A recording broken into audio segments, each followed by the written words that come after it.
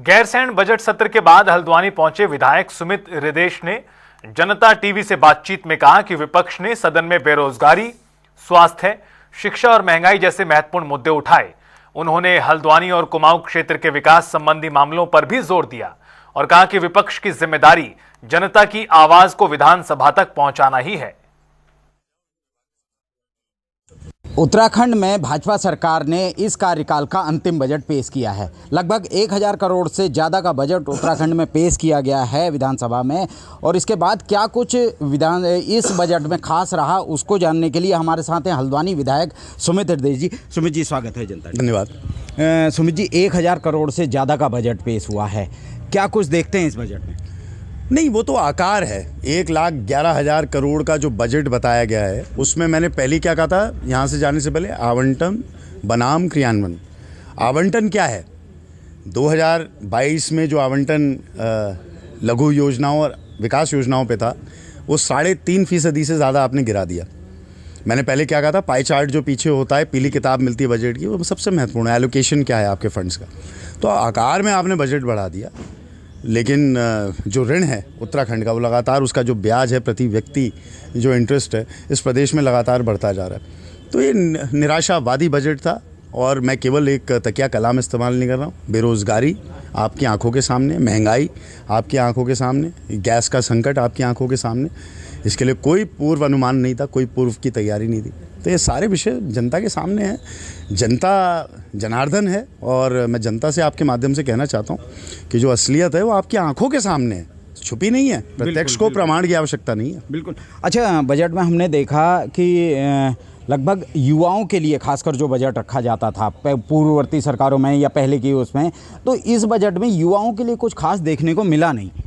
नहीं, क्या है, बड़े बड़े शब्दों का ही तो इस्तेमाल कर रहे हैं इस बजट में, और था ही क्या 8,40,000 युवा रजिस्टर्ड बेरोजगार हैं इस प्रदेश में। जो हमारे, मैं आपके माध्यम से कहना चाहता हूँ, सदन के पटन पे भी कहा कि जो हमारे बच्चे जिन्होंने बीटेक करा है, जो सुन रहे होंगे, MBA करा है, BBA करा है, जिनके माँ बाप ने सबसे उच्चतम शिक्षा, तकनीकी शिक्षा इन बच्चों को दी, जो हमारे सबसे बड़े एसेट इस प्रदेश के होने चाहिए, उनमें से कितने बच्चों को स्थानीय इकाइयों में रोज़गार मिला है?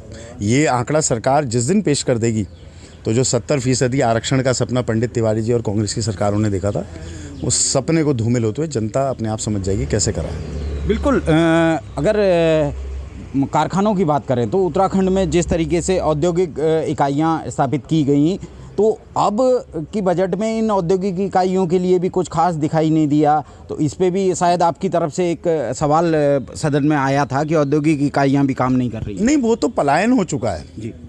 आप IT का क्षेत्र देखिए ना, IT से महत्वपूर्ण क्षेत्र क्या विश्व में कोई है? आप ये बता दीजिए। सॉफ्टवेयर माई बाप है इस समय, और हार्डवेयर और सॉफ्टवेयर का जो मिलन है वो दुनिया चला रहा है। ये सारे आपके मोबाइल्स, सारी आपकी टेक्नोलॉजी सर्वोपरि है इस समय।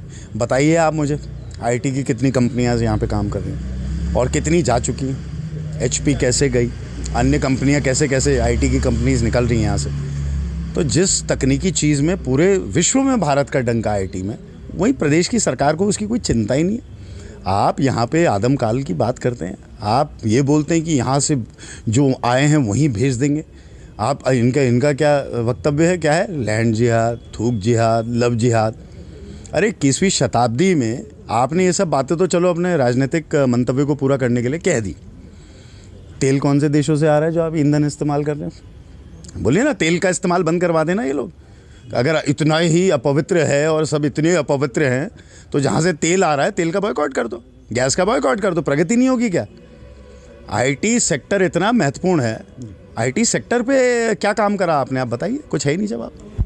हमने देखा कि शिक्षा को और युवा कल्याण को और इन सबको मर्ज कर दिया गया। इसका जो बजट है, पहले शिक्षा का अलग से बजट रखा जाता था, आज युवा कल्याण को भी उसी में शामिल कर दिया गया और तमाम चीज़ें, 2-3 वस्तुओं को एक साथ कर दिया गया। इसमें अंतर होगा आने वाले समय में, इसमें नुकसान होगा, देखा जाए। ये शिक्षित करना कहाँ चाहते हैं समाज को? अशिक्षित समाज ये बनाना चाहते हैं, ताकि इनकी जो व्हाट्सएप यूनिवर्सिटी है और जो ज्ञान इनके माध्यम से लोगों के मोबाइल्स पे जाता है, वही ज्ञान वो असली शिक्षा को माने। पहाड़ों में 1792 गांव, इनके पलायन कमीशन की रिपोर्ट है, गोस्ट विलेज बन चुके हैं, खाली हो चुके हैं। वहाँ पे लखपति दीदियों की बात कर रहे थे।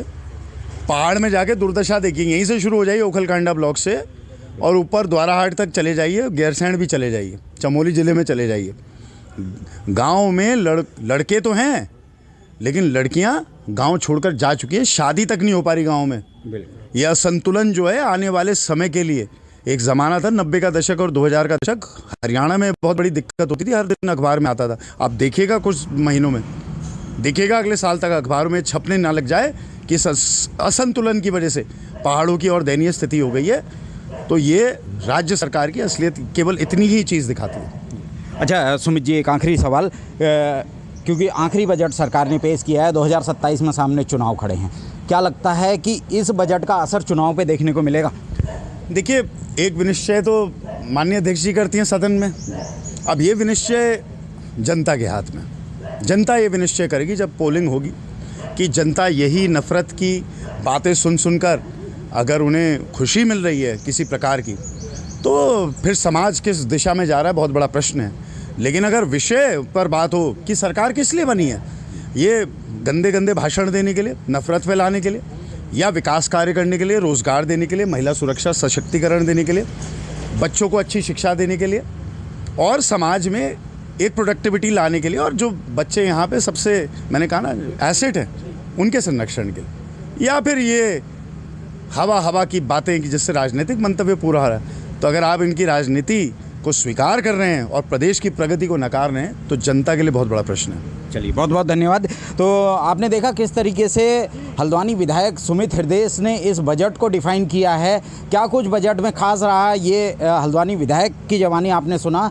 और अब देखने वाली बात होगी कि इस बजट का कितना असर उत्तराखंड पे पड़ता है और आने वाले समय में किस तरीके से इस बजट का असर दिखाई देता है। जनता टीवी के लिए संजय प्रसाद, हल्द्वानी से।